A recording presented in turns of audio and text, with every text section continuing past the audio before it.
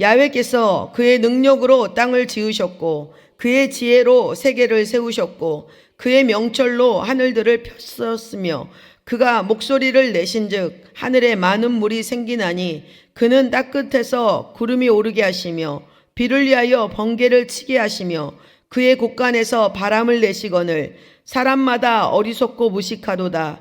금장색마다 자기가 만든 신상으로 말미암아 수치를 당하나니 이는 그 부어 만든 우상은 거짓이요 그 속에 생기가 없음이라. 그것들은 헛된 것이요 조롱거리이니 징벌하시는 때에 멸망할 것이나 야곱의 분깃은 그와 같지 아니하시니 그는 만물을 지으신 분이요 이스라엘은 그의 소유인 지파라.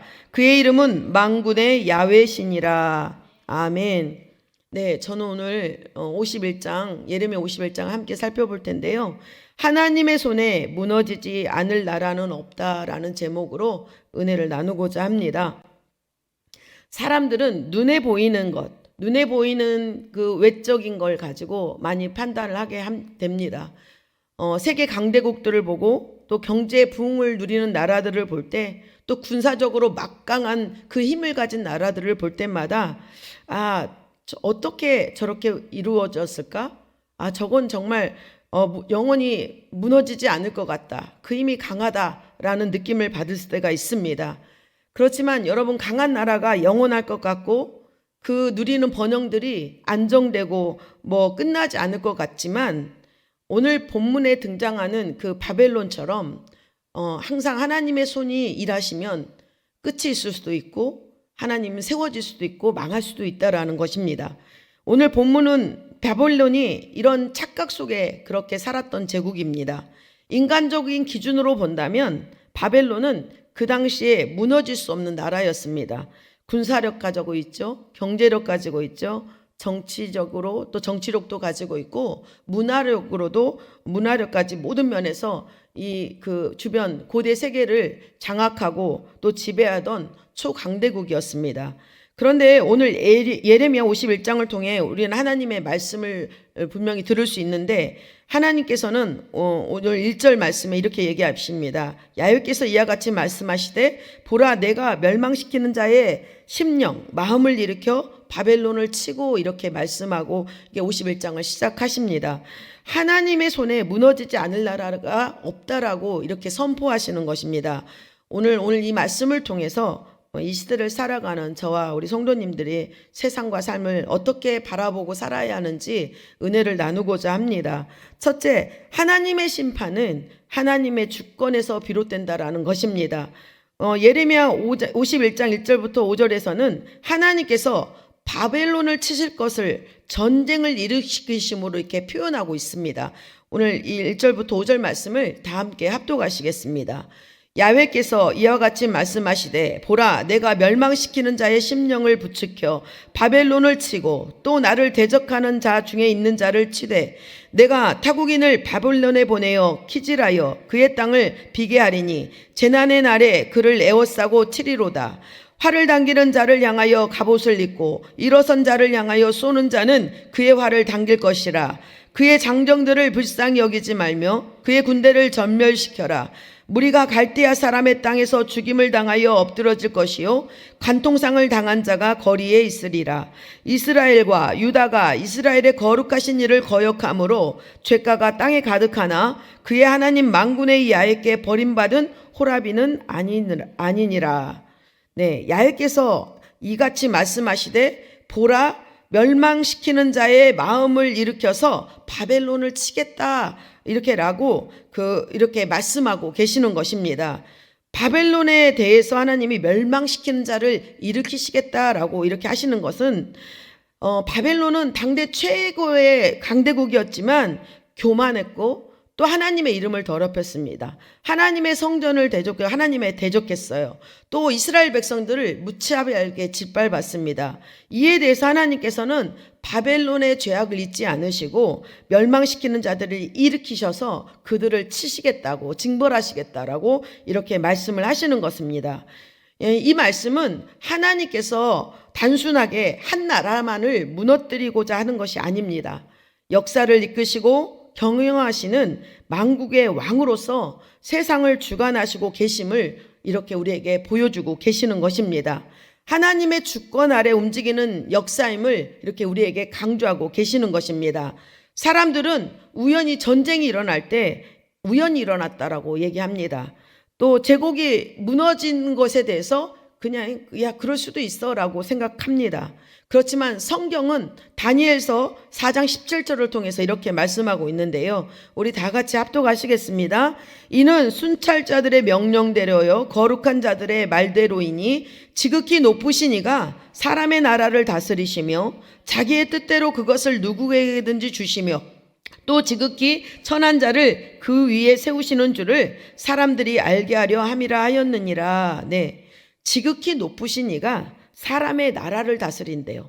또 자기 뜻대로 그것을 누구에게 주시고 또 천한 자도 하나님께서는 세우실 수 있다라고 이렇게 당신의 주권에 대해서 이렇게 말씀하고 계시는 것입니다.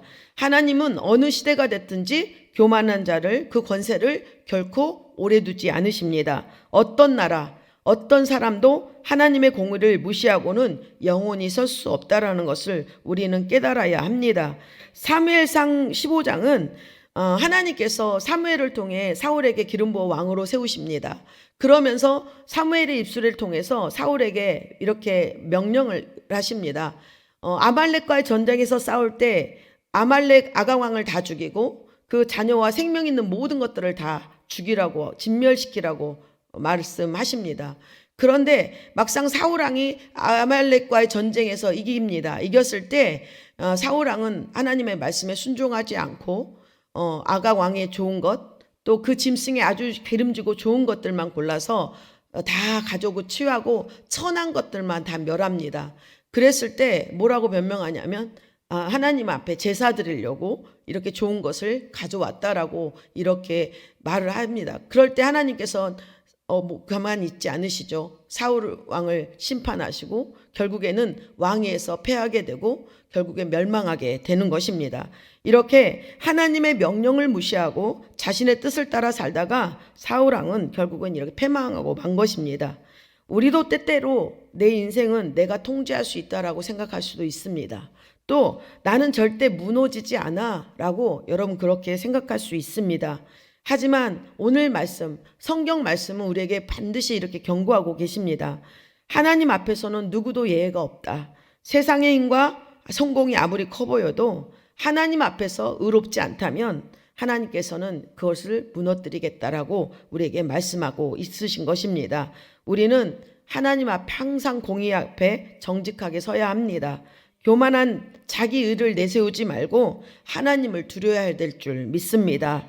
욥도 이런 고백을 하죠. 욥기 1장 21절에서 주신 이도 야훼시오 거두신 이도 야훼시오니 야훼 이름이 찬송을 받으실 것이다. 이 모든 것은 하나님의 손 안에서 모든 것이 이루어지고 응답도 되어지고 또 하나님의 손에서 이루어진다는 것을 말씀하고 있는 것입니다.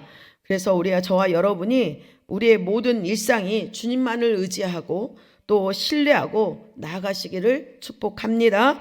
두 번째 우리가 알 수 있는 것은 죄는 반드시 하나님의 심판을 불러온다라는 것입니다. 우리 6절부터 9절 말씀을 우리 다 함께 합독하시겠습니다.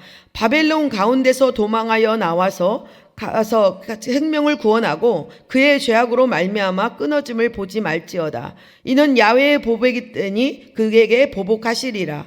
바벨론은 야훼 손에 잡혀 있어 온 세계가 취하게 하는 금잔이라.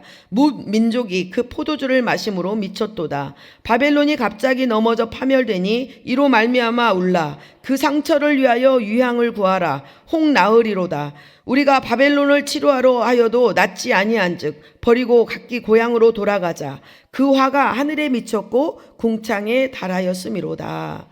네, 6절은 하나님이 심판이 임박했음을 경고하면서 백성들에게 바벨론에서 도망쳐 생명을 구하도록 촉구하고 이렇게 계십니다. 하나님은 죄에 대해서 오래 참으십니다. 그렇지만 죄를 결코 간과하지는 않으시고 심판을 내리십니다. 7절에서는 바벨론을 열국을 취하게 한 금잔으로 묘사하고 있습니다. 이것은 바벨론의 죄가 다른 나라에도 영향을 미쳐서 집단적인 그 공동체가 타락하고 영적을 미혹을 일으켰다는 것을 의미하고 있습니다. 죄는 사람과 공동체를 병들게 합니다. 그렇기 때문에 저와 믿음의 성도들은 우리가 이 세상에 따라가고 또 소비하고 있는 그 문화, 가치, 이 모든 것을 나아갈 때 이것이 혹시 바벨론의 술과 같지 않은지 이렇게 점검해 봐야 될 줄 믿습니다. 항상 죄는 나만 망치는 것이 아니라 우리 가정, 나의 자녀, 또 뿐만이 아니라 내가 속해 있는 작은 공동체라도 그것이 크든 작든 전염병처럼 이렇게 전염되어지고 망치게 된다라는 것을 우리는 항상 경각심으로 이렇게 깨어서 가져야 될 줄 믿습니다. 하나님의 심판은 갑작스럽게 피할 수 없게 옵니다.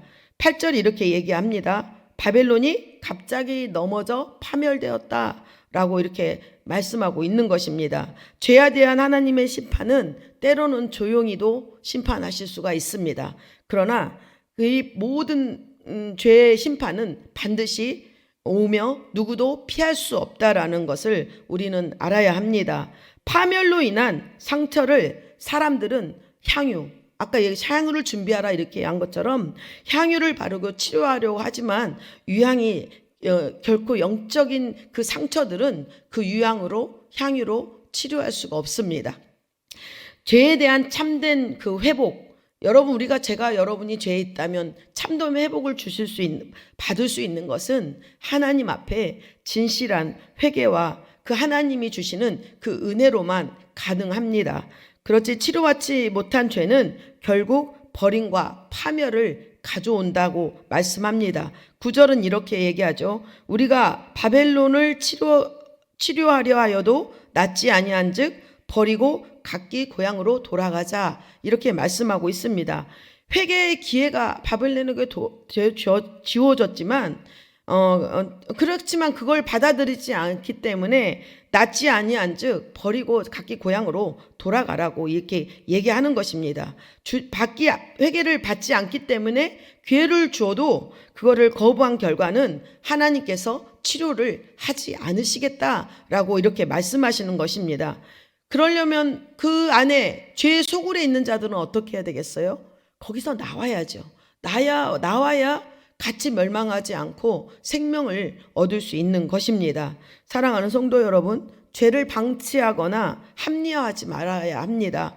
죄를 깨닫게 되면 죄를 미루지 말고 바로 회개해야 합니다. 오늘 이 말씀이 단지 바벨론의 멸망에 관한 심판이 아니라 오늘을 살아가는 저와 성도님들을 향한 하나님의 음성으로 들어야 합니다. 죄는 반드시 심판을 불러옵니다. 진실한 회개 없이는 회복도 없습니다. 그러나 하나님은 회개하는 자에게 여전히 구원의 길을 열어두신다는 것을 믿으시기 바랍니다. 히브리서 3장 15절은 이렇게 말씀합니다. 오늘 너희가 그의 음성을 듣거든 경노하게 하시던 것 같이 너희 마음을 완고하게 하지 말라 하였으니 라고 이렇게 말씀하고 있습니다. 겉으로 보기에 멀쩡한 그 집을 받치고 있는 기둥이 그 안이 썩어졌다면 그 기둥은 언젠가는 바람이 불고 풍파가 칠 때 무너지게 돼 있습니다. 그렇기 때문에 나도 모르는 사이에 저와 여러분이 하나님을 거부하고 또 세상과 사람에게 동화되어 살아가고 있지는 않은지, 또 내 삶에 은밀한 죄가 있는데도 불구하고 그걸 깨닫지 못하고 회개하지 못하고 그렇게 먼지처럼 쌓아가고 있지 않은지를 점검해 보고 또 다시 한번 그것이 깨달아지는 오늘 또 회복되는 은혜의 시간이 되시기를 소망합니다. 마지막으로 세 번째, 우리가 이 말씀을 오늘 51장을 통해 알 수 있는 것은 오직 야훼 하나님만이 참 하나님이시라는 것입니다. 15절부터 19절은 우리 본문에 읽었습니다. 15절 읽었는데 예레미야 선지자는 바벨론의 우상을 지적하면서 참 하나님과 거짓 신을 분명히 이렇게 구별하고 있습니다. 15절에는 그가 그의 능력으로 땅을 지으셨고 그의 지혜로 세계를 세우셨고 그의 명철로 하늘들을 펴셨으며 라고 하나님이 이 땅과 우주를 창조하신 분이다 라고 이렇게 말씀하고 있는 것입니다. 땅, 세계, 하늘 이 모든 것이 하나님의 능력과 지혜, 명철로 말미암아 존재하게 되었습니다. 이는 인간이 만든 어떤 우상도 결코 흉내낼 수 없는 일입니다. 참 하나님은 창조주이시며 하나님만이 모든 것이 근원이 되심을 믿으시기 바랍니다. 또한 하나님은 자연과 역사를 다스리고 주관하십니다. 번개, 비, 바람, 이 모든 것이 하나님의 말씀 한마디에 움직이는 것입니다. 비가 오고 우리가 하나님 앞에 산불이 많이 났잖아요. 그럴 때 여러분 뭐라고 기도하셨어요? 하나님, 비를 내려주십시오 라고 우리가 기도했잖아요. 왜냐하면 사람의 물로, 인공적인 물로는 한계가 있다라는 것입니다. 그렇지만 하나님이 우리가 구했을 때 그 비를, 소낙비 은혜의 비를 내려준다면 그 비가 불길을 잡고 그 불씨를 잠잠하게 꺼주시는 그 은혜가 있는 것입니다. 하나님께서 이 모든 자연세계를 다스리시는 분이시고 우리가 그 하나님이 능력이심을 믿으시기 바랍니다. 17절과 18절도 이렇게 얘기하고 있습니다. 사람마다 어리석고 무식하도다. 그들이 만드는 우상은 거짓일 것이요 그 속에 생기가 없으니 그것들은 헛된 것이요 조롱거리니. 인간은 자기 손으로 만든 것에 경배를 많이 합니다. 또 인간이 만든 것들을 추종하고 그것 위에 경배를 하기도 합니다. 그렇지만 금과 은과 돌로 만든 깎아 만든 그 모든 것은 모양은 그럴싸할지라도 그 안에 생기가 없고 생명이 없습니다. 아무 능력이 없습니다.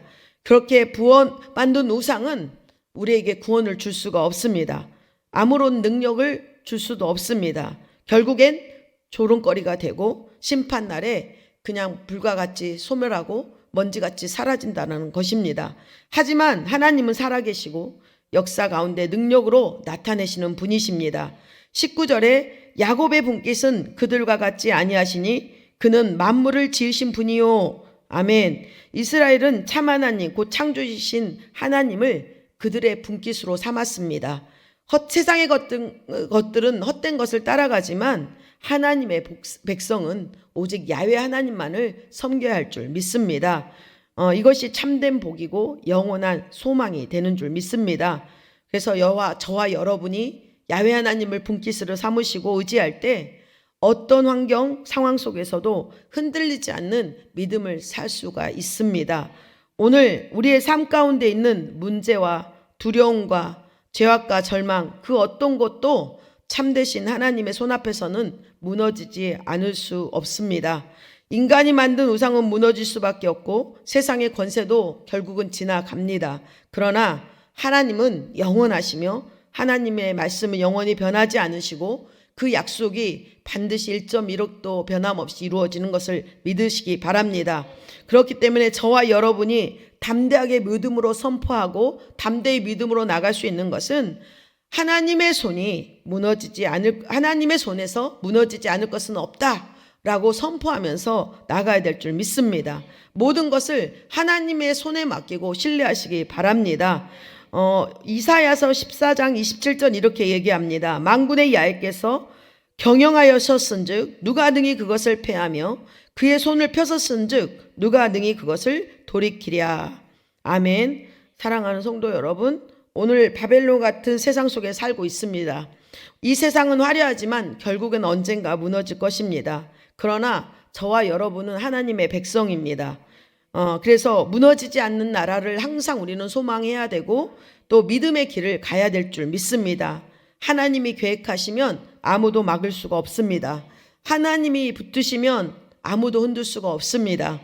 하나님의 손이 작정하시면 무너지지 않을 것이 없습니다. 참 하나님이 일하실 때 그 무엇도 능하지 못할 것이 없다는 것을 믿고 승리하시는 성도님의 삶을 이루시기를 축복합니다. 할렐루야. 기도하시겠습니다.